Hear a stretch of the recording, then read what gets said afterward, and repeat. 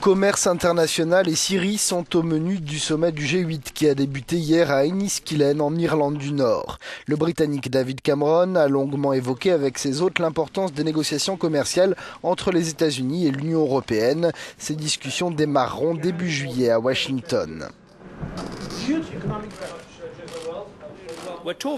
Nous parlons ici de ce qui pourrait être le plus grand accord sur le commerce bilatéral jamais conclu dans l'histoire. Un accord qui aura un impact bien plus important que tous les autres accords réunis. Un optimisme tempéré par Barack Obama, il sait qu'il devra ferrailler avec un Congrès plutôt sceptique. Le commerce est crucial, mais ce n'est pas un remède miracle. Cela doit faire partie d'une stratégie globale que nous poursuivons de part et d'autre de l'Atlantique.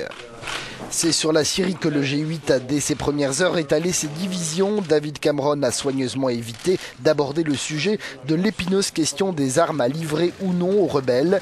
Barack Obama et Vladimir Poutine, quant à eux, se sont entretenus en tête-à-tête pendant 1 heure.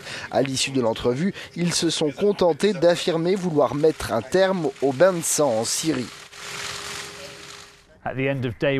Au terme de cette première journée du sommet, la Russie campe sur une position très éloignée de celle des autres membres du G8. Les États-Unis et leurs alliés insistent sur l'importance d'une transition pacifique à Damas, tandis que Moscou refuse toujours de retirer son soutien à son allié de longue date, le président Assad. Alors que les tueries continuent, la tenue de négociations de paix à Genève, évoquée depuis longtemps, paraît aujourd'hui hautement improbable.